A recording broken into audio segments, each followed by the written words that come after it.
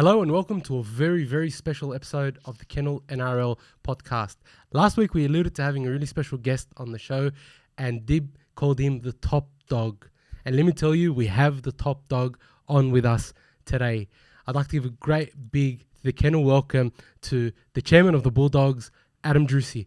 Thank you and welcome for joining us today, Adam. No problems, Abdul. Thank you for having me. Thank you so much for taking the time out. It's an honour and privilege to be able to talk to you about the Bulldogs. So I guess maybe we get straight into it. How did you come to support the Bulldogs? Mate, my dad grew up in Chester Hill. So Dad was a Bulldog from a young age and I didn't have a choice. So I didn't grow up in the area. By the time I was born, Dad had moved out to Kenthurst, so out northwest. And my earliest memories are all Bulldogs related. I've got photos of myself when I was wearing a Berry shirt back in about 1976 or something, I think. You're going to have to share that with us. Yeah, I don't have a lot of photos from that age, but the photos I do have are in Bulldogs gear. And my earliest memories, to be honest, are at Belmore on the hill, because we could never afford grandstand tickets as a kid. And so I'd be on the hill for all three grades. I'd be running around in Bulldogs short and jersey. I think I was Steve Mortimer on the hill running around and trying to run on and get the corner post. So yeah, that's my earliest memories, buying Big League. Wanting to get a hot dog on the way out of the ground. So I was always a very passionate fan. And then at school, all the kids at the school went for Parramatta. And back then it was a real rivalry, Bulldogs versus Parramatta. So that probably made me even more juiced up. So even when I see people that I went to school with back in the day, everyone remembers that I was the mad Bulldog supporter and they were all Parramatta. So it'd always be, you'd want to win that game every year. So yeah, just been a passionate fan since I was a young boy. That's awesome. And you know what? The Parramatta rivalry is still there. Like, that's one of those games you circle every single year. Like, we're versing Parramatta. We've got to do well. And it hasn't been that great for us the past few years, but hopefully it'll be a little bit better. So, mad Bulldogs fan, been a Bulldogs fan since the 70s. You know, your earliest memories of Bulldogs. Talk to us a little bit about how you sort of got involved with Bulldogs and sort of how you ended up as chairman. Yeah, look, it's a bit of it's not like it's a life plan to kind of be Rome, if you know what I mean. But as a kid, actually, when I was finishing school, when I was a young kid, people would say, what do you want to be? I would say either a statistician or a journalist, because I wanted to do something in rugby league. Once I'd given up on the fact I wasn't going to be Steve Mortimer himself. And then when I was finishing school, I was tossing up. I actually had sports media as one of my options to do at university, and then decided to study actuarial studies instead, a more technical degree. And so after that, I didn't give it a lot of thought. Like, I just went about my job and everything. And then I guess I started, once my business was doing well, people would say, oh, you should meet so-and-so at the Bulldogs and so on. So I started getting introduced to people around the club, I guess, because of my business success. So people would make introductions. So I got to know a few people. I got to know various people. And anyway, so then eventually John Khoury and that board asked me to join the board a couple of years ago, which I was very happy to do. So I've been on the board for a couple of years and now chairman. So yeah. Massive congratulations, by the way, on becoming chairman. It's not an easy position, especially at a club with fans that demand so much success. And sort of want to just ask a little bit about, I guess, your role as a chairman, if that's all right with you. Sure. What does that mean? Like, for example, the Bulldogs have Gus Gould, who's doing sort of the football manager sort of part of it. You've got Ciro's the first grade coach. You've got Aaron Warburton as the CEO. Yes. Where do you come in? What does sort of Adam Driussi do as chairman? Oh, gee, it's a bit different to a normal company. So in say my own business, the chairman there runs board meetings and is like a guide, if you like, for the CEO. So in my own business, I basically run the day-to-day company and then interact with the chair every so often. But in the Bulldogs, it's a smaller business, so you kind of tend to be a little bit more involved as the chairman. And I think just in rugby league clubs in general. So as a board, we meet once a month. So I would regularly talk to the other board members. Most days I would speak to at least one board member, and we have a WhatsApp group, so we're often just kind of communicating via WhatsApp on regular things. WhatsApp, it's there, it's everywhere. Yeah. There's a lot of WhatsApp in my life. I tend to be on the phone too often. I need glasses now, but anyway. So I'd be regularly communicating with the board about kind of board direction stuff. So that'll be things like the board topics will be longer term topics. So what we're not talking about is who the side is this week. Obviously, as fans, we're all interested in that, but we talk more about things like the centre of excellence or what our home ground strategy should be next year and so on. Obviously, we talk about football matters, but like I say, it's not about who's getting selected this week. It's about more, it might be things like appointing the coach when the coach got appointed. So that's choosing the week-to-week team seems to be Gus Gould's job, according to the media. Yeah, that's a bit of a running joke, isn't it? Yeah, so it's funny how the media come up with things, but anyway, that's okay. So then, I do interact regularly with Aaron, so I would talk to Aaron nearly every day. So I spoke to him on the way here as an example. Pretty much every day I would speak to Aaron, and that's sometimes in a bouncing capacity. He might be asking for some advice on something. You might want to run something past me. I might want to suggest something to him. So we've got a great relationship. I talk to Gus every day. So again, Gus would, a lot of WhatsApp, a lot of conversation, which would be, again, more looking for support on something, looking to run an idea past someone. It's useful to have people to test ideas with. So I do that regularly with Gus. Talk to Cameron reasonably regularly, but, that's not my job. But I support Cameron if he needs support and so on. So, it tends to be a fairly busy role, because then also you've got a whole bunch of stakeholders you've got to deal with. And that's probably the difference between being a board member and chair is there's a lot more stakeholder engagement. So there's a lot more media contact, particularly recently, but also, sponsors and so on. You've got to make sure that you're talking regularly to the major sponsors and other sponsors and so on. So there tends to be a lot of stakeholders that you're having to interact with. So it's been pretty busy. I mean, it sounds like the team's the club's in good hands. There's a lot there to unpack that you've mentioned, and we'll get through everything just slowly. You mentioned you've taken over recently as the chairman of the Bulldogs, fairly involved role.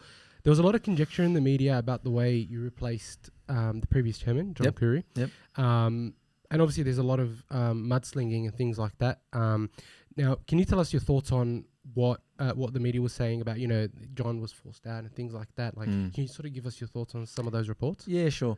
Look, if you ask me what's the most frustrating bit of my role at the Bulldogs, it would be media and innuendo. Like, no question. That is the hardest thing, not just for me, for everyone involved in the club, because you end up dealing with stuff that is just negative in terms of your time. So that's, first of all, one step back. So clearly, News Corp like writing certain stories in a certain way. And to be honest, people also send News Corp that sort of material. So it's not just on the News Corp journalists. We also have a whole bunch of people within our club, not necessarily in the club, but supporters of the club, say, or so-called supporters of the club, who like to make up stories about the Bulldogs for whatever reason. I don't know why. You gave the example before about people saying that Gus picks the side. Yeah. I mean, clearly it's rubbish, and everyone in the club knows it's rubbish, but somebody sends that message to a journalist, and I saw the message that got sent to journalists. I mean, it was incoherent, to be honest. But somebody does that, and it gives the journalists an opportunity to write that people say that. And so it was the same thing with the change in chair. The irony is that JK and I are close mates. Again, I would speak to JK almost every day. If we don't speak every day, we would WhatsApp every day. He asked me to join the board, and I've loved working on the board with him. And it was always a plan for him to, shift back and let me, I don't want to say take over, but assume more responsibilities, just in terms of my own business experience. Also in terms of where I'm at in my life. I've got a 21-year-old and a 19-year-old. John's got kids who are kind of at the start of high school and still in primary school.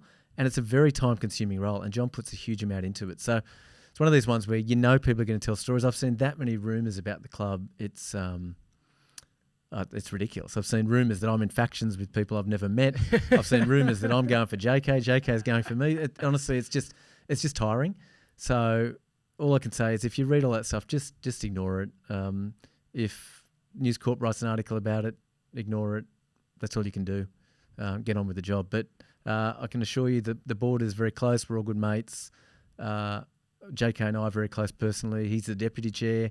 He puts a huge amount of time into the club, and I'm very grateful to work with him. Well, I mean, honestly, that's great clarification, because, over the past, there's been like board changes and there's been, issues that have probably started sort of in the back end of the club, and then are sort of shown also on the field. But we were talking a little bit earlier off camera, we were talking about a succession plan. And that was something that John and the club, and when you came on, also mentioned about a succession plan. And that's, I think, very healthy for the club moving forward, because there is a clear pathway, sort of someone taking over like yourself, as you said, that has maybe a little bit more time and is sort of at a point in his life where he can give the required effort for the position. So, if you don't, can you give us like but maybe just a little sort of insight into what that succession plan sort of looks like, or in terms of sort of the leadership of the team? Do you mean up to now, or do you mean going forward? Sort of up to now, like how sort of like up to now and sort of moving forward. Yeah, so say, for example, when John asked myself and another guy, Paul Polly, to join the board. So it's a good example there of leadership where John consciously tried to strengthen the board with some people with more business capabilities, just to complement the existing board members. So that's a sign of good leader to start thinking about what sort of people do we want on the board, and that is the role of a chairman. Then I very quickly built a good relationship with John where we would bounce ideas regularly, and he asked, well, in fact, the board asked me to become deputy chair, I can't remember now, probably about a year ago, where it'd be even closer to support to John. And then it was a case of timing as to, well, when's the right time to make these sorts of decisions? And again, it's just one of those ones. It's not like there was a fixed plan. I didn't join the board on that basis or anything like that. It just felt right to us. I was able to do it, work for John, so that's how it works.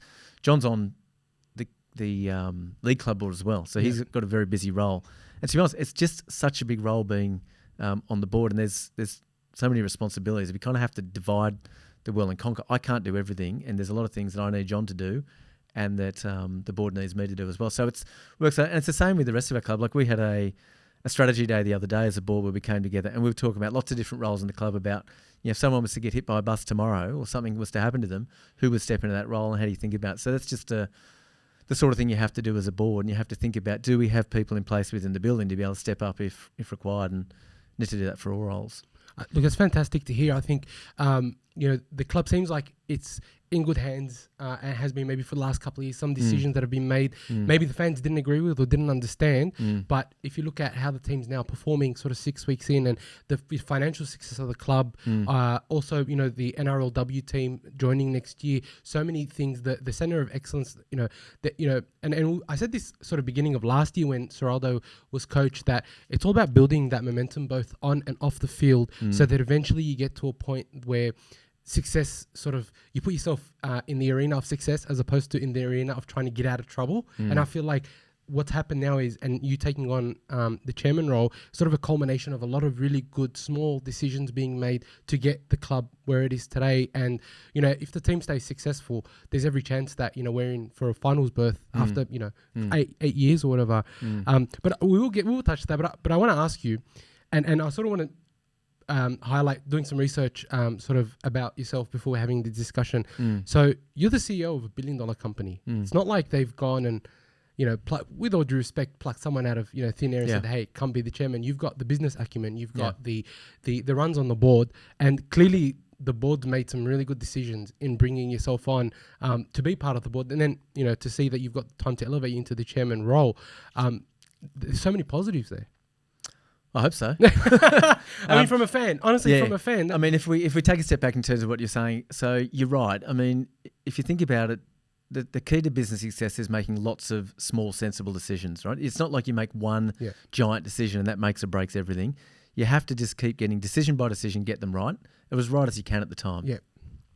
And this isn't just on me as chairman, but this is on the current board that's been there for the last couple of years. I can say that I feel like we've just made a whole series of small decisions that add up to feel like we're moving in the right direction. So, and John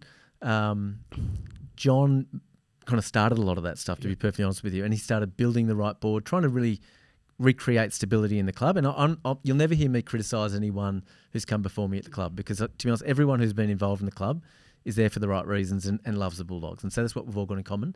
But John's done a lot of really, really hard work in stabilising elements of the club where maybe there was a little bit of instability and getting those decisions right one at a time. So we've brought in Aaron and the leadership team within management. They've done a great job. Bring in Gus, and then a lot of the changes are made within the football department. Again, lots of great decisions, really from the ground up.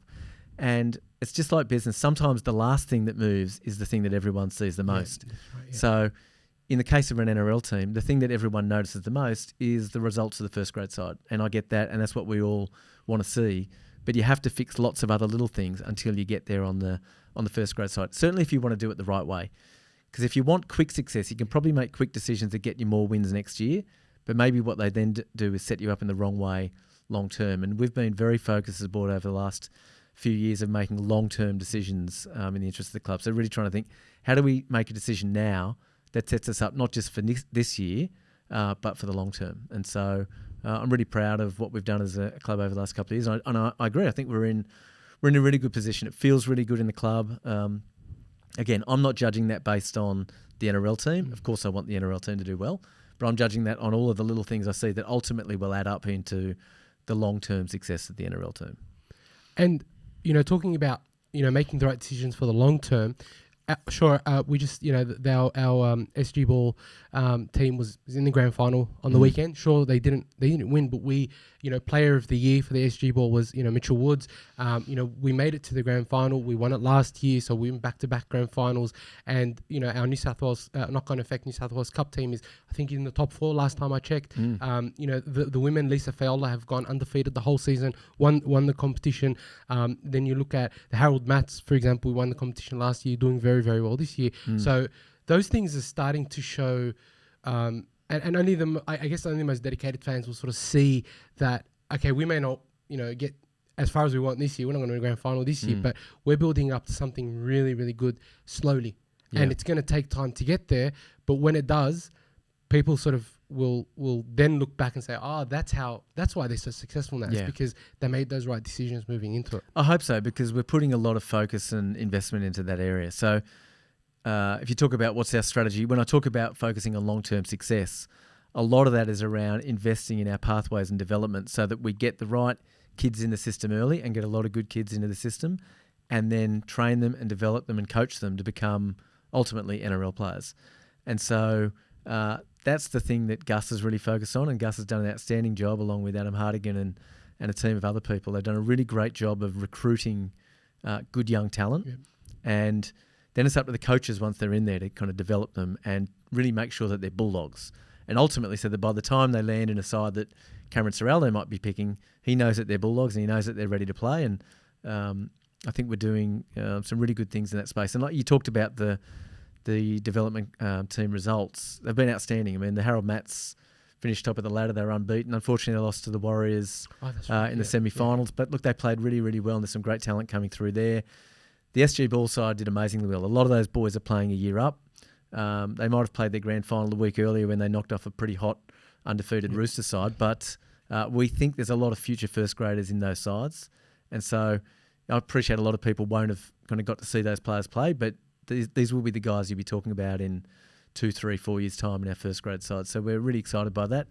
And as you say, the girls did really well as well. Lisa Fiola team, undefeated premiers, they smashed it in.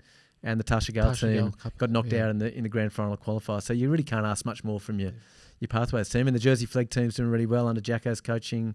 New South Wales Cup team, I think they're coming second. Maybe I missed the last results there on Sunday after we played, but certainly we won. I just don't know whether the teams behind us won. But yeah, again, it's all going really well, kind of on the way through to ultimately what will be our NRL team. Again, as we say, you build future success today. And I think, it's great to see the direction that the club's moving in because, as a fan, sort of towards the late, 2016 onwards, there was some decisions made, some decisions that the fans didn't agree with. And here we are sort of 8 years later, sort of now finally seeing, some progress being made in the right direction. And you know what, to be honest, I was saying this on Twitter a bit earlier as well. I think in terms of performances over the last 4 to 5 weeks, we've actually been one of the most informed teams in the competition. Sure, maybe we've only won 2 of the last 4, but if you look at, we've had the toughest run of any club in the first 7 weeks, and we've performed admirably when we've had injuries, and it's sort of starting to show. And the decisions made last year on who we brought into the club have really sort of galvanised, the first grade team. I think Crichton is, people may have criticised him being captain, but I think he's been a fantastic captain for the team. Yeah, there's lots to unpack there. I mean, they're a side that you're proud of at the moment, right? Absolutely. Like the way they're playing, they're playing really well. You can see they're playing for each other and they're working very hard for the coach and coaching staff. So, at the end of the day, that's all you can ask for. You can't, you can lose. I think the game against Melbourne, for example, is probably, I've never had so many messages from fans saying how proud they were of the team, even though they lost. And, we gave the team coming equal top a serious run for their money and play, to be honest, probably deserved to win. So, Look, the side's playing well on the field, which is fantastic. But the mood around the club is very positive. Now, whether that means we play finals or finish wherever, that will, we'll play it the rest of the season. Again, that's not. I know it's how fans will judge the season, but I'll be looking at kind of longer term measures as well to say it's not just on this year's results. It's are we setting up in the right way for the next 5 years? Because we want sustained success. We just don't want short term decisions. I think sometimes one of the things I'd say to fans is I get fans are passionate, particularly Bulldogs fans, which is fantastic. One of the great things about our club. And I think sometimes fans don't have all the information as to why some decisions are made. And that might be, why didn't we sign a certain player, or why did we let a certain player go? All I would say is that a lot of thinking goes into all of those decisions, and sometimes we might have information or we might have a perspective that maybe fans don't have or we can't share for some reason. Yeah, but what I do feel is I feel like we are making the right decisions to build the right sort of culture that we want for a team going forward. And I think that culture is showing on the field. When you see how well those guys are defending with each other, I think that comes down to culture and group of people wanting to play together. Fantastic. And just if you've joined us, if you haven't seen our channel before, please be sure to subscribe to our channel. Give us a like. We've got so much more exciting things coming on, and very, very privileged again to have Adam Driussi on. So now we mentioned Cameron Nrl a little bit, and I wanted to sort of talk about Cameron. I think that last year probably wasn't a good indication of what he can do as a coach, and I think he's starting to show what he can do as a coach.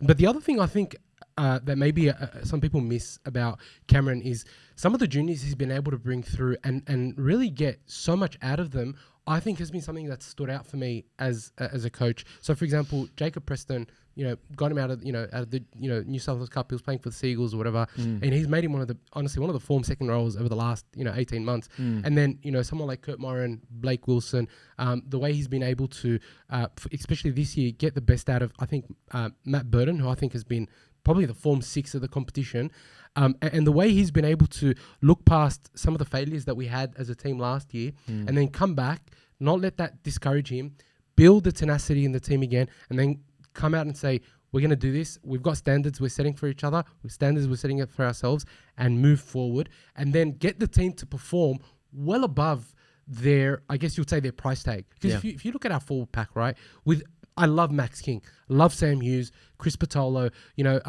Curtis Moran, incredible. But you would say out of maybe the 17 teams, they wouldn't really start, and maybe 14 out of the 17, right? They'd be on the bench, for example. And for them to be performing at a level that they are, where, because I was at the Knights game, for example, and one of the things I noticed is just the fitness. It's just incredible. Like just the way that, their line speed is just, this guy's drilled them to the point where they know what their tasks are. And then kick out. Godzilla. Like I call him Godzilla. The bloke is just running. He's running over forwards, running over centres, running over backs. Well, just incredible.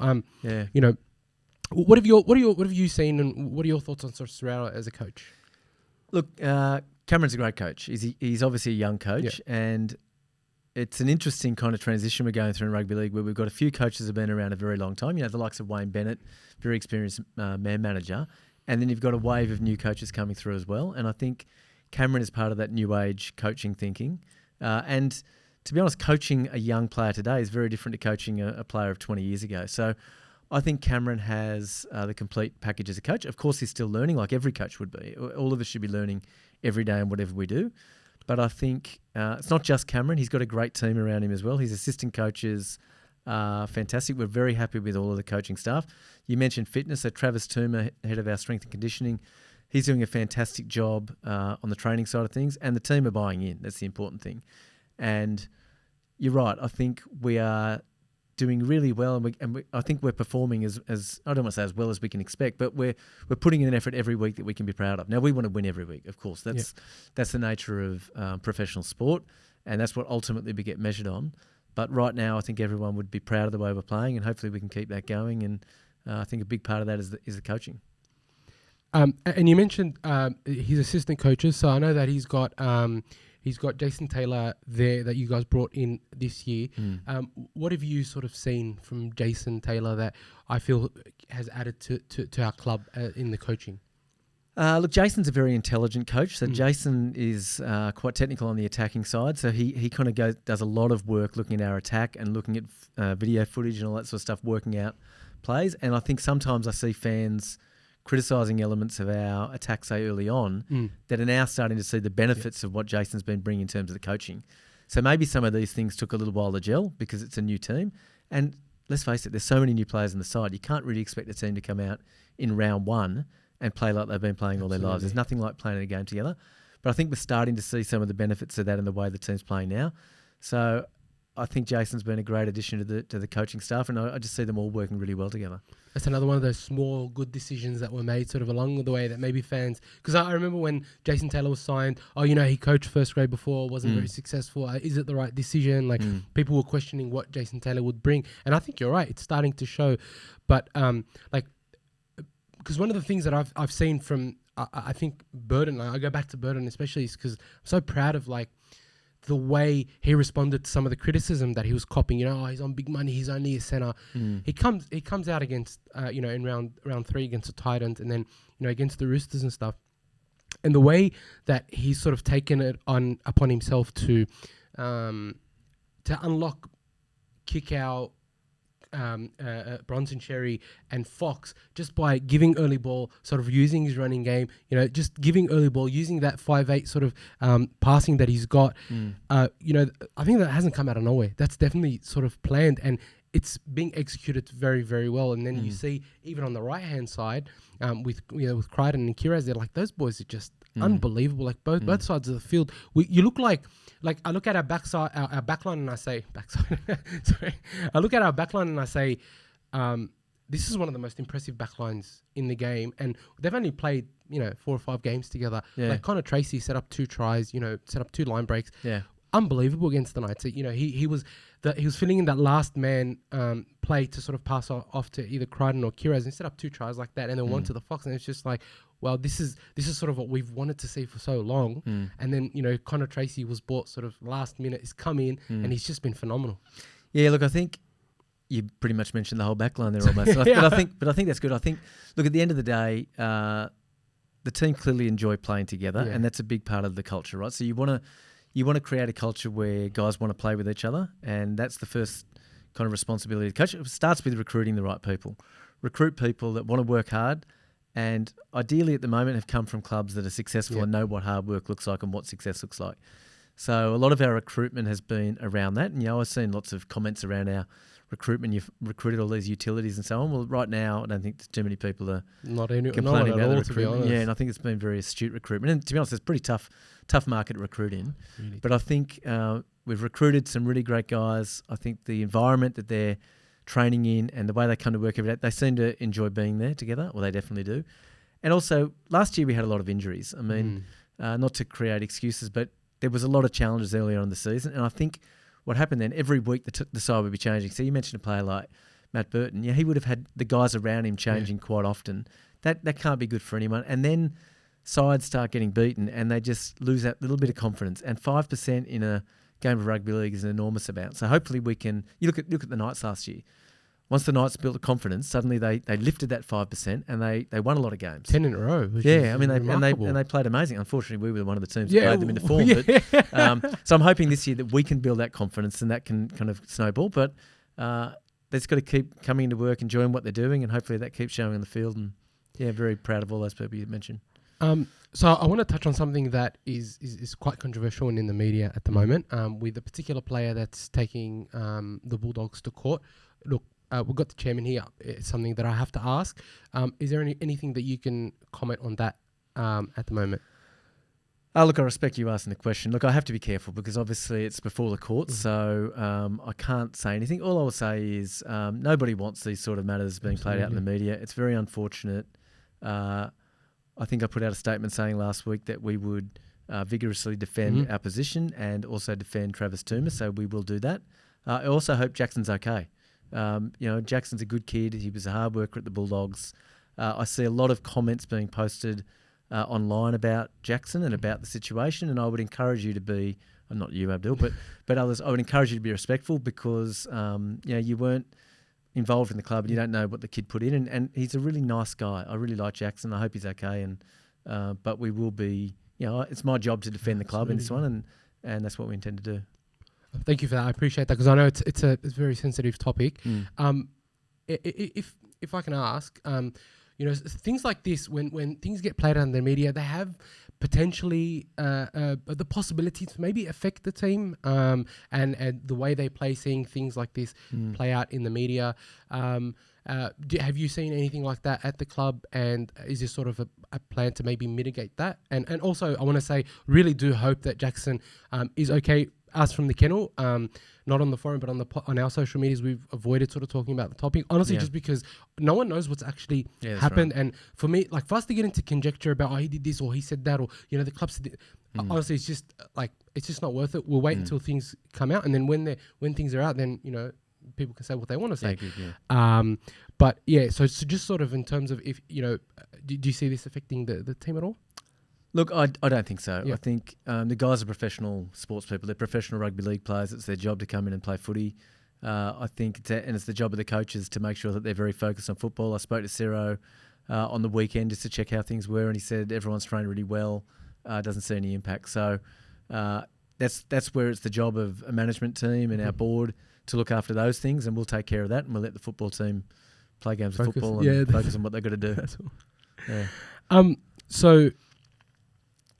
Just continuing sort of a little bit on the media, there's some sort of typical media people, and as you mentioned, News Corp and that they like to go after Phil Gould. There's, well documented sort of back and forth and whatever. It's the media, it happens. But sometimes the team, the Bulldogs, their retention, some of the things are happening, the club gets implicated in that a little bit, right? What are your thoughts on that? Look, the Bulldogs is a big brand, and that's a great strength. We've got passionate fans. We're a big Sydney club. I understand that. So at the end of the day, Bulldog stories help sell papers and help make TV shows rate and all that sort of stuff. That's a great thing. It's great to be a big club like that. I understand different media organisations having a different perspective. I see a lot of comments from fans and so on about that, and people get worked up. The journalists have got a job to do. It's their job to write stories. Obviously, I like it when the stories are factual. I have no problem a journalist writing and criticising the way we play, decisions we make and so on. That's their job. And it's our job to be accountable. We have to be accountable to results. What I would say is, the journalists can have their opinion and so on, but we're not going to sack a coach if we lose 2 games in a row or anything like that, right? We don't pay attention to that sort of commentary. I just want the stories to be factual, and sometimes they're not as factual as I would like, but that's... They never are. That's just the nature of media and professional sport. And again, sometimes there's speculation. And like I say, to the journalist's defence, sometimes they get sent information which enables them to write a story, and the information they're sent is the fictional bit in the first place. And that's the element I would love to see kind of quieten down around our club. But that's the nature of the Bulldogs, I guess. Yeah, and look, to be honest, like, again, I go back and say, like, as fans, if you look at the 80s, the 90s, 2000s, we're a very successful club. Like, we expect success, and I think that's why some of the fans can get a little bit heated when it comes to, wanting the best for the club. Because, I think this is the longest stretch the Dogs have gone without being in a grand final or seeing some sort of success now, I think, in our history. So, or maybe sort of in the last 30, 40 years, definitely. So it's like we're sort of itching to see that success. You mentioned sort of the media, and we sort of mentioned Phil Gould. Just want to ask you, what's your relationship like with Phil Gould, and how do you how deep are your discussions about sort of the juniors? Because that's clearly his domain. How deep is the discussion between sort of yourself, the board, and Phil Gould about where you guys want to go in the future? So first of all, I've got a great relationship with Gus. We talk regularly. Now, that doesn't mean that whatever Gus says I agree with and so on. Like, it's my job to be the chair and have a different opinion and to bounce things with. So it's more of a relationship where sometimes he might say, what do you think of this? Or what are your thoughts on that? And so I give my opinion. So sometimes that will be things I've got from a business perspective. Sometimes it might just be he wants a second opinion on stuff. But what I would say with Gus is a often misunderstood figure by a lot of people. The guy is very, very intelligent, super smart, works incredibly hard, very passionate about the Bulldogs. So that is a great start. So he's putting in a huge amount of effort and very focused on long-term results, not short-term results. And again, one of the beauties of Gus is he doesn't worry too much about what the media writes this week. He can put that aside, and that is a necessary part of the job description. If you focused on what the media are writing every week, you'd be making the wrong decision. So I'm very confident that we've got someone running our football program that has the long-term interests of the club at heart and is making those right decisions. Now, again, we've built up a great junior pathway program there. Our next challenge is how do we make sure we retain the right players and create the right culture and have the right coaches in place to do that. And I feel like we're putting those stepping stones in place, but that's the job. So yeah. In terms of development, so again, big congratulations on the NRLW team coming into the competition next year. I'm sure it's a great achievement for the club, and it gives our community, our girls in the community, a pathway to pursue a career in rugby league. Because you go to everywhere you go, whether it's on weekends to the junior comps or our community, there's a lot like women, the females love rugby league just as much as the males do. Like there's a massive love there across the community, and so it's great to see that. Is Gus also involved in the development of the female game as well, or is it just mainly the males? As of now, he is. So the women's program will ultimately report through to him. Okay. Obviously, he's more focused at the moment on the men's program, but we've now consolidated our program so that we've got the same overall program. And you're right, it's fantastic to see the growth in NRLW and women's rugby league in general. So my daughter, she's 19, she's a very passionate Bulldogs fan. Didn't have a choice on that one. Shout out to, what was your daughter's name? Charlotte. Charlotte, if you've seen this, shout out to you. Yeah, she's a very passionate fan. But she played footy when she was a bit younger, and it's great to see people who really know their footy and love their footy. And so some of them want to play, some of them just want to support the game, whether it's men's or women's. Very proud of the progress we've made in our women's program. Obviously, we did really well in Elisa Fiolo and Tasha Gale, and it's a lot of hard work went into getting the NRLW licence. Now, I do want to manage expectations. Just because you win the under-17s and under-19s doesn't mean that we'll be immediately competitive next year. We will try, but we have to build a side from scratch for the NRLW in less than a year, and a lot of the girls are already signed up with other teams. So it's going to take a couple of years for us to build up the NRLW success. But it's fabulous to see a Bulldog side out there. We're really keen to do that. We're very supportive of the women's game and female fans. And I think if we can keep growing our female fans across the Bulldogs, it'd be wonderful. It's good for the game. Yeah, overall, it's just 100%. 100%. So you touched on something about needing to build that success. When we had Jamie Bureau on the podcast last year from the Rugby League Players Association, we were talking about the NRLW, and he said that the girls that played in the NRLW were sort of speaking to the NRL and saying that they should delay increasing competition, the number of teams in the competition, because of the talent pool. Yes. Right.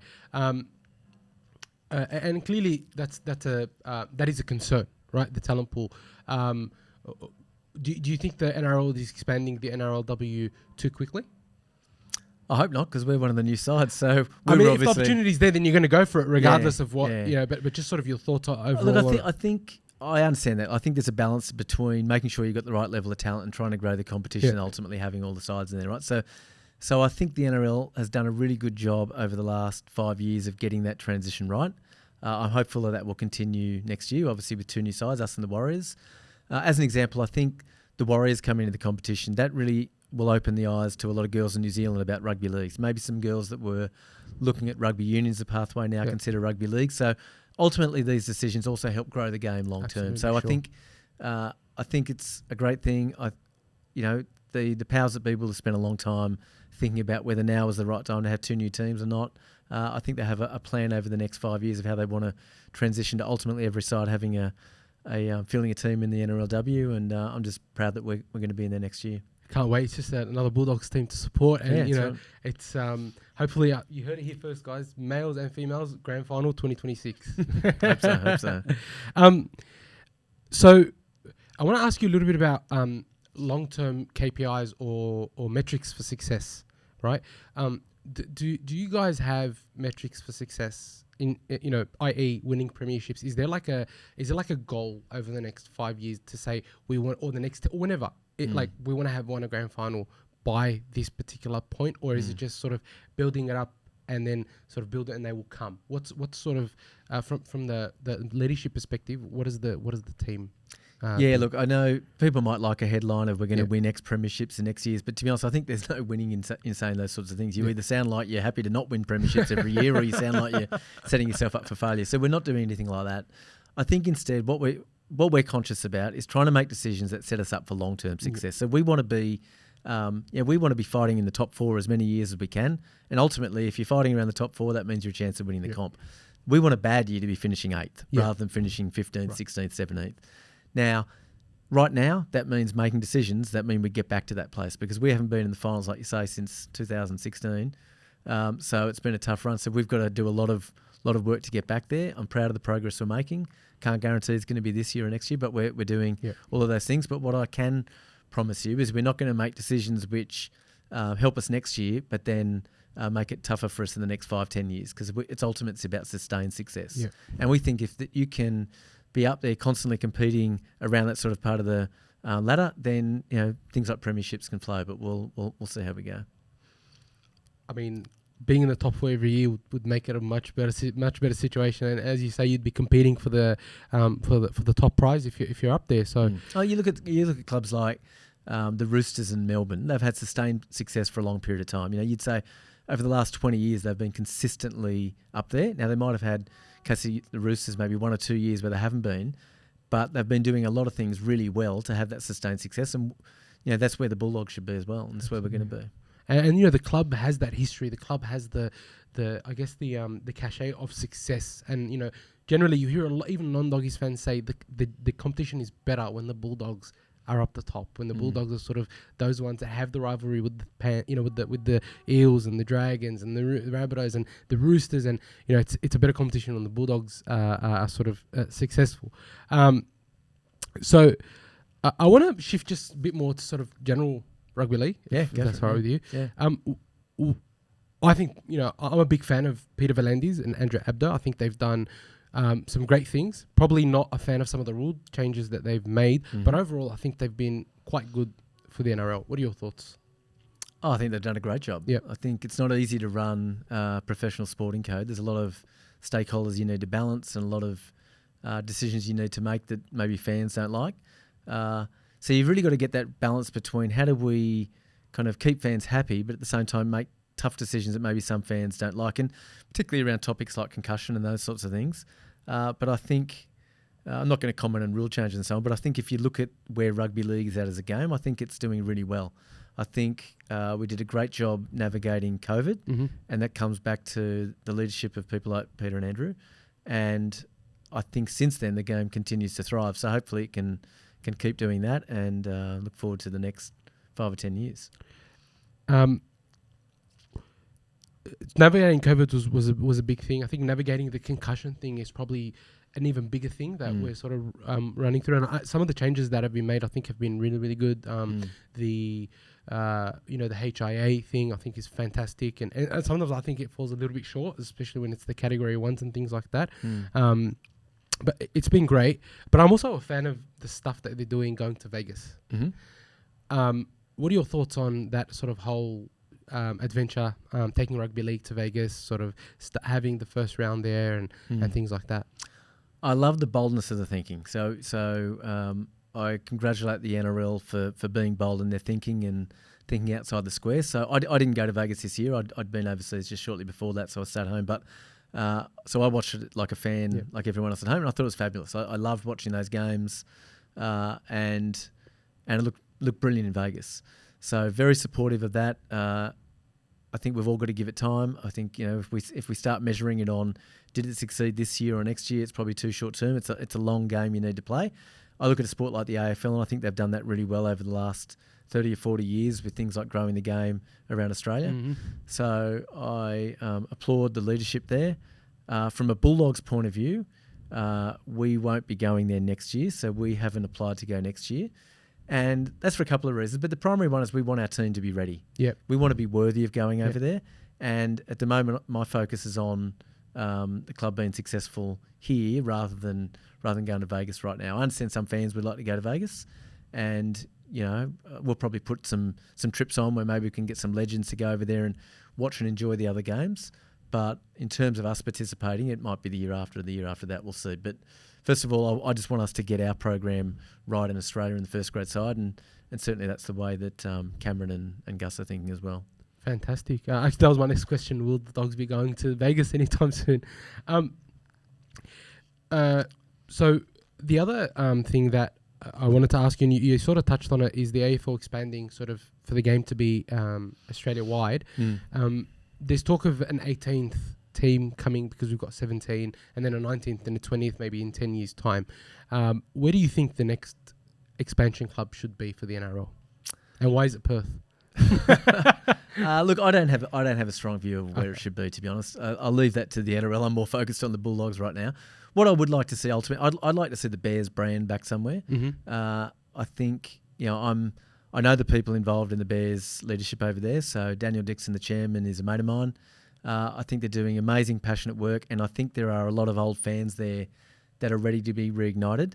So I think any side that comes into the competition, it feels like a no-brainer to me that you should use the bear as a logo and maybe the colours. And it's a way of tapping into a bunch of fans that were lost to the game. And I live in that area of Sydney, so I know a few former Bears fans, and I can see them ready to support someone. And it just feels like that's a real opportunity for the game. And I think a few other people feel the same way. So I'd love to see that as a fan. But whether it's PNG, Perth, another team in New Zealand, another team in Queensland, I'll leave to the NRL, but ultimately they all sound like pretty good options to me. So you think that it's a viable option to have a new franchise come in but use the Bears, their colours, their branding, but just be like, if it's Perth, for example, like the Perth Bears? Yeah, I think so. I mean, it's only going to be the Perth something else anyway. Yeah, that's true. Yeah. So why wouldn't... I mean, and the AFL did that really well, right? So you might be too young, but the Brisbane Lions, they were the Fitzroy Lions. Yes. And so now I happen to be... when we played Melbourne the other week, we went down to an AFL game the night before with the coaches, and the Brisbane Lions were playing, and there was a huge amount of support in Melbourne from presumably old Fitzroy Lions supporters that have stuck with that side. Same with the Swans. They were old South Melbourne Swans. Melbourne, So I think the AFL have shown that model can be successful, and it just means you don't disenfranchise some fans. So anyhow, that's probably my only thought in expansion. That's what I would do. But ultimately, I'm more concerned about the Bulldogs right now than the Perth Bears. For sure. But I mean, we're all fans of the game, and look, it's interesting to see the game grow. Like, I think the Dolphins has been, despite, obviously it's going to take time to build and things like that, I think the Dolphins was a great move. I think that, the more teams we have in Queensland, the better. I think there's a lot of untapped potential. I honestly think that, even Southwest Melbourne Southwest Brisbane could do with the team. There's just so many fans up there. You want to sort of really get a stranglehold. But look, there's a lot of talent in both Queensland and New Zealand. I mean, if you're talking about where's their talent, there's a lot of talent in both those markets. So no doubt the areas could sustain another side. And you're right, the Dolphins was a fairy tale story last year. I thought they added a lot to the NRL story in 2023 from the very first round when they beat the Roosters. Amazing. It's just incredible. As a fan, I was just like, this is so good. And amazing. As a person who hates the Roosters, I was like, this is even better. I was with one of the Roosters board members today, so I can't say I hate the Roosters, but secretly, of course, I do. And you're right. I mean, as a Bulldogs fan, it was great to see them get rolled, wasn't it? Just a couple more questions. I really appreciate you taking the time out and just being here with us. And again, guys, if you haven't liked or subscribed, please be sure to like these videos, subscribe to us. Check us out on Instagram, and also I believe you have a Supercoach team as well that you have for Doggies fans. Do you want to talk about that at all? In fact, it closed this week. So I had a Supercoach league where I said anyone who joined up to this round was eligible for some prizes. I think we got 900 Bulldogs fans joining that league. Yeah, so I hate to think where I'm coming. I've had a terrible season. I've been too focused on the actual side. And you know what? I'll take a win on the weekend over in the NRL side over the Supercoach. But it's good fun, isn't it? I mean, it's a good fun thing to do. It's awesome. So the Centre of Excellence just looks like it's sort of the first of its kind in equality, at least sort of in Sydney, and especially sort of in the West. It's going to provide some great, energy and facilities for the community and for the club, obviously. Can you tell us a little bit more about what you guys are hoping to achieve with the Centre of Excellence? Sure. Look, ultimately, you want the best training facilities you can for the players, and so we've done a lot of hard work behind the scenes to help secure funding, and a lot of people have done great work there. And ultimately, we are going to build a new facility. It will be a 50-50 facility, men's versus women's, which I think is the first of its kind in that way. But basically, there will be an equal amount of space dedicated to the NRL side as the NRLW program. Fantastic. Yeah, and that was an important element of our application for funding. So very appreciative of the New South Wales government for their support in funding a large portion of that Centre of Excellence. Hoping to start building by mid next year. There's a few things we need to sort out with the local council in terms of our lease and so on. So I'm hopeful we can get those sorted soon, and then we can go about building that facility, because it would be just a great place for our players to train, and also a great place for our young players to aspire to train in. So what would happen is our pathways programs would train where the NRL side does today, which is kind of underneath Belmore Sports Ground there, and you want them to look over at the other building and think, I want to be there. Yeah. And that's the sort of environment we want to create, where we've got that sense of aspiration amongst the young guys. And so hopefully in a few years' time we'll have a new big building on the hill, and that's where our team will be training. Yeah, ready to celebrate a grand final win, hopefully. Always. So, Belmore Oval, as this Belmore Oval naturally comes to mind, because Belmore's just got so much history and it's such a wonderful place to watch footy. And recently, Phil Gus Gould sort of did a bit of a video explaining why we can't sort of be there permanently as a club. Are there any discussions amongst the club to potentially have a look at maybe revitalising Belmore Oval for it to become our permanent home? Is there a discussion at all? Realistically, no. Okay. I mean, I know the popular answer might be yes, but I'd be stretching the truth. I think, the reality is Belmore is our spiritual home. Yes. I mean, it's where I grew up watching the Bulldogs. I love going there. I remember the first time I took my daughter there, and she saw the steps with the Bulldogs logo, and she said, "Dad, this is our home." And because she'd never seen a game at Belmore up to that point, because we hadn't been playing there. And it's true. It is our home, and it's where our team train every day, and our management work. But the unfortunate reality is, as a suburban ground, it is a long way short of what we need it to be NRL ready. So if you go out to a game, things like the toilet facilities, the food and drink, all of these things, they're a long way short of where you want. If you've got someone who's handicapped, it is almost impossible to get into the grandstand. Just having enough water on a hot day. If you remember last year against the Tigers, it was that crippling heat. Yes. We had big issues in terms of how do we make sure we get water to fans. The big screen is not a big screen, it's a small screen. So all of those things, whilst there's kind of an element of romanticism about it, I think it's just a little bit short of what we need as our ground long term. So we want to continue to play a game there every year, and we want to continue to train there and have as our base, because it is our home. So the one game there a year is not going away? Certainly not at the moment. Not at the moment. We discussed this as a board the other week, and we are going to keep playing a game a year there, yeah. Okay, fantastic. And hopefully some trials as well. Okay, well, I mean, the trials are good. But, is there any possibility that there would be funding that we can expand Belmore to become like a first grade oval? Look, I went to a lunch the other week with the New South Wales Treasurer, and he got asked this question. And what I respect about Belmore specifically? No, about funding for any stadiums in New South Wales. And I respected his answer. His answer was, the easy answer is to say, yes, we're looking at it. But the honest answer was to say there wouldn't be any funding available. So I think we need to, that is the reality of the financial situation in New South Wales at the moment. And from our club's point of view, I'm very grateful for the funding that we've got for the Centre of Excellence.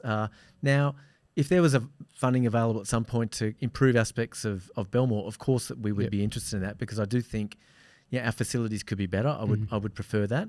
But are we going to build a Bankwest style stadium in Belmore? I think right now that would be misreading the political environment. I don't think any political party is looking to do that in the short term. But you never say never, and hopefully one stage that could change. I mean, but what a beautiful stadium it is, though. I love Belmore. I love it out there, and it's got to keep winning games there, right? It was nice to win there this year. We've got to keep that going. I think we all remember that game against Melbourne where we came out and we won. We thought, right, we're back. And then we kept losing games. Ockelmore ran over Cameron Smith like 3 times that game. And I was like, man, we got one on our hands. Yeah. Oh, David Clement going nuts. Yeah. Oh, I remember. Anyway, I was hoping someone like David Clement would end his career at the Bulldogs. It would just be, but yeah, it is what it is. So I'm going to ask you a few more questions. Who's your favourite player of all time? Bulldogs player. I'd have to say Terry Lamb. Terry Lamb. mean, yeah, when I was a little boy, like I said, I used to think I was Steve Mortimer Yeah. and run around. And funny thing is now I'm on the board with Peter Mortimer. But yeah, I think, when I was in that kind of end of high school, early uni stage, Terry was at his prime. We won multiple premierships while he was there, and he was just such a fantastic player. And I've got to say, one of the great privileges of being involved in the Bulldogs now is Terry's a mate, and he's an even better bloke than he was a footballer. He was an amazing footballer, but he's a fantastic ambassador for our club. He works for the club, and you couldn't meet a nicer guy. He's just a legend, bar. So got to say Terry. Fantastic, Terry. Maybe we can get him on the podcast. That'll be great to get him on. I'm sure he'd be happy to do it. Just got to ask him. Yeah. I'll put you in touch. Oh, that'll be excellent. Yeah, I can do that. As a supporter, is there one Bulldogs moment that you always remember? Ooh, I mean, you want to jump to the premierships, don't you? I mean, it's probably the 1998 semi-final when we were toasted. I was going to we won say an extra honestly, time. Yeah. I think that's probably the biggest moment. I think when because I think I sat there for 70 minutes depressed and copying it from my mates who are Para fans, and then the last 10 minutes is probably the greatest 10-minute sequence in Bulldog, like my living memory. Probably otherwise, the grand final wins are all pretty special. I actually really, as a season, I really enjoyed the 2012 season. I think I had low expectations that year, and we finished minor premiers, and we ultimately didn't win the premiership. But I loved the way the club played that year. That was just a very exciting team to watch. Ben Barber was.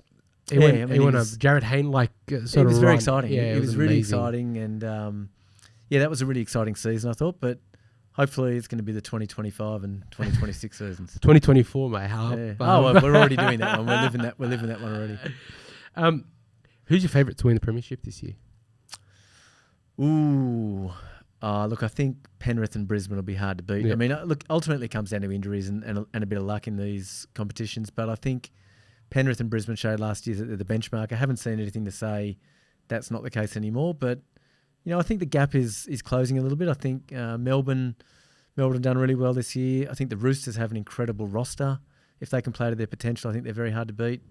I think right now, I think anyone can win any game on its day, right? I think, West Tigers gave Penrith a bit of a scare the other week. The scoreline might not have suggested, but I thought they played pretty well against them. So, probably if I had to put my life on it, I'd say Penrith or Brisbane.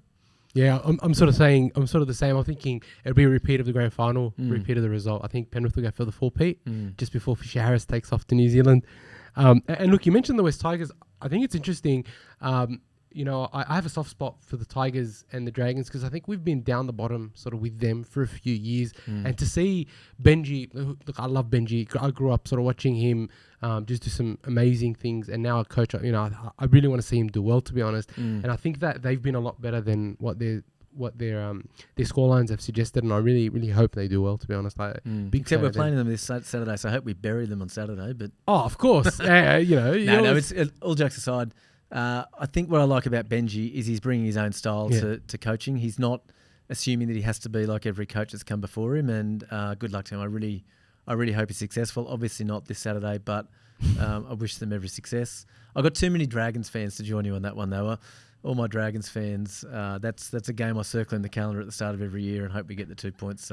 So my co-host is the biggest Dragon supporter. My wife and her whole family are Dragon supporters. She's trying to indoctrinate my daughter to become a Dragon supporter. Don't let it happen, mate. Oh, no, will not. Believe me. I'll give it to her now because my daughter doesn't yet understand the scope of the game. When she's a bit older, she's coming straight to the doggies. This is a serious parenting issue. It is.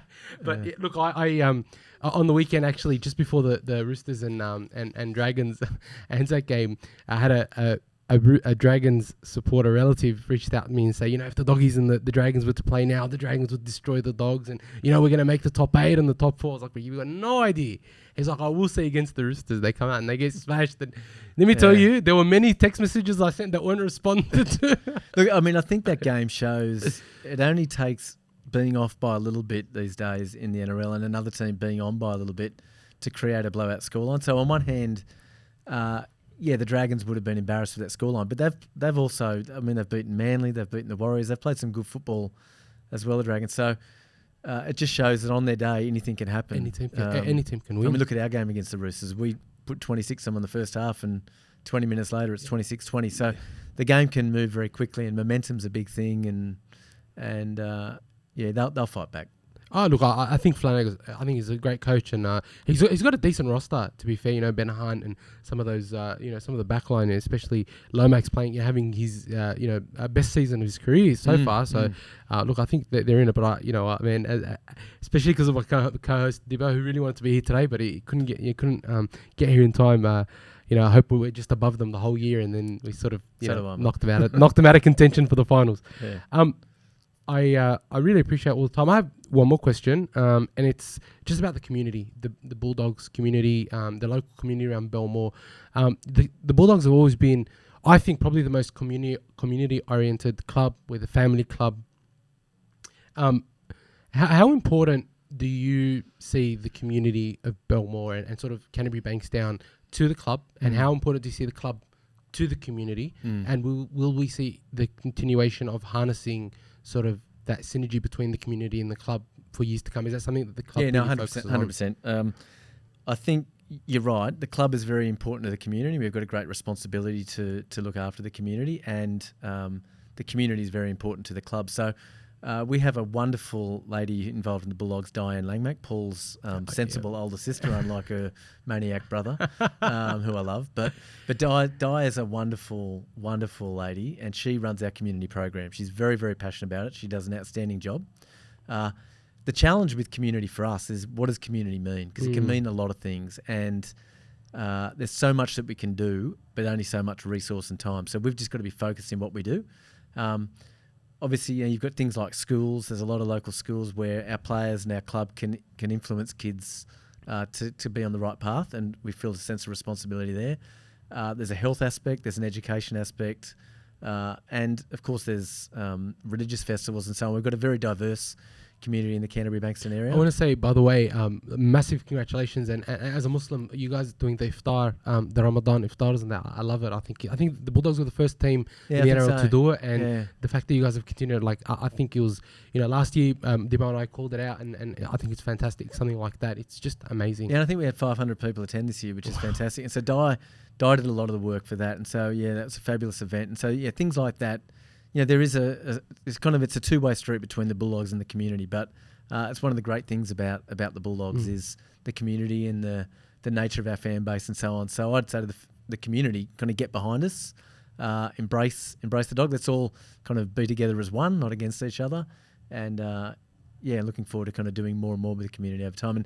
And this is where John Khoury and I can kind of complement each other, because I don't live in the area. John is a real local boy, and John is very passionate about the community, very passionate about our local junior footy and these sorts of things. So he's going to continue to drive all of that stuff. It's not because I don't care, because I do, but it's one of those areas where we divide and conquer. And so he's going to remain as involved as he has been, because he's been incredibly supportive of the community. We don't want that to change, just because we're trying to do a lot of other things at the same time. That's excellent. Now, last question. I know you've been very patient, and it's been a fantastic discussion. I really, honestly, I can't thank you enough for the time that you've given us. Do you go on the kennel.net.au, the forums? I love the Kennel. So congratulations to you guys for the site. I think it's fabulous. I think it's great to create a forum for fans to come together and chat. So yes, I do occasionally. I don't spend my whole day on there because I've got other things to do. But I do.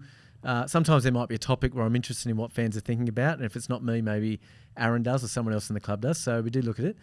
What I would say is my encouragement to the Kennel for the people on there, a couple of things. Sometimes I read people saying they've got inside scoops and inside information, and they very rarely do. So I'd kind of ignore that bit and maybe discourage that sort of conversation. When people say, I've got this inside information that this is happening, most of the time I read that and it's a load of rubbish. Second bit, it talks about factions at the board, and all this, a lot of that's just imaginary stuff. So I would just say, I think the Kennel's at its best when it's factual and it's not kind of one person arguing with another person. So I know you guys have to do a lot of hard work to maintain that standard, but I think that's up to the posters as well. I think that it'll be an even stronger forum if people use it for sensible conversation rather than scuttlebutt and kind of having a go at someone else. Look, I definitely I agree with you on everything that you've said. And as you say, it's moderating online forums can be quite a task. And there's a lot of people on there, a lot of a lot of anonymous people as well who just sort of get on there. And I'll give you an example of where I one of the threads I was like looking every week is the 3-2-1 posts about a game. Because I just enjoy seeing, okay, who did fans think played well this week? And just because sometimes, I've just been at the game. I haven't got to watch it on TV. And I might have a look and I think, okay, I'll go back and have another look at that player in the replay just out of interest to see that player myself. When I don't like it is when people use that thread as an example to take the piss out of a player. It's just disrespectful. It's not easy being a rugby league player these days. I mean, it's, on one hand it comes with a bunch of money and so the players are well paid to do what they do. But then I see when people post negative stuff online, that's not being a real fan. That's been very harsh. And I think a couple of our players at the moment are copying unfair criticism, and maybe that shows that some of those fans actually don't understand what certain players are bringing to the side and why they're in the side. And all I'd say is that our coaches watch the game pretty intently and are at training every day. They know why they're picking certain players, and I just say get behind the coaches and the players and keep it clean, the comments. Well, look, we'll continue to try and moderate that as best as we can. But look, the coaches are clearly doing something right. We're starting to see that. And so I think if they've brought us here, we're going to back them, right? 100%. Trust in the process, trust in their decisions and sort of support the team. And look, a massive thank you from the Kennel forums, the podcast, for giving us your time. It's been an absolute pleasure. Is there anything you want to say to the fans? Anything you want to say to rugby league fans or Bulldogs fans just before we wrap up? Oh, thanks, mate. I think first of all, it's been great to be here. So thanks for the chat. I've enjoyed it. I think probably the number one thing is come out to games. I think what I would love to see now is the crowds come back. I understand cost of living for a start. Like, it's not easy for everyone to do that, and I understand it's been a tough 7 years, because for all of us as fans, it's been tough. It's like you say, we've been used to success and we haven't had the success that we would like to see. But I know I was talking to Cameron about this the other day, what he would love more than anything else is fans coming back and watching the games and starting to build a real fortress for our home games. And that's something we can all play a role in. Every one of us can support the club by getting out there to a game and, getting the refs on our side, just that 1 or 2 penalties a game, whatever it might be. And get behind the team, because I think the team is heading in the right direction, and love the fans to get on board and support us. Fantastic. Thank you very much. Open the can of worms with those refereeing things, but I'm not going to get into it now because it's just going to go on forever. They do their best, mate. It's a very, very difficult job. It is a very tough job. Yeah, they do their best. So, look, if you are watching this, leave a comment. Tell us what you think. A massive thank you to Adam Driussi, the chairman of the Bulldogs, CEO of Quantium. Just an all-round great guy. Thank you so much. It's been such a lovely chat and so many great insights that I think, rugby league fans, not just Bulldogs fans, rugby league fans will appreciate. I don't think many chairmen have given such great access. So once again, thank you. I can't thank you enough for your time. No problem. And hopefully we can have you back on. Actually, what we've said is if the Bulldogs do make the finals this year, we're going to have the Kennel meet up. We're going to watch the game together and stuff. Okay. Is that something you'd be in for? I'll probably be at the game if we're in the semi-final. Okay, otherwise it's an attractive invite. But we're saying if it's not in Sydney, then if it's not in Sydney, I'll still be there. Don't worry. But we're going to have a home final because we're going to come top 4, right? We are, aren't we? That's right. All right, you heard it. If it's top home final, we're there. Thank you so much. We've come to the end of the podcast. If you have enjoyed the podcast and this chat with Adam, please be sure to subscribe. Follow us on LinkedIn. Make sure you go to thekennel.net.au. Sort of have a look at all the discussions that we're having. Adam does visit, so if there's anything you want to put out there, make a post and see if Adam responds. But thanks for your support. Thank you guys. And if there are any comments, please leave them below. Like the video. Thank you very much. And I hope the doggies win. Thanks, man. Thank you.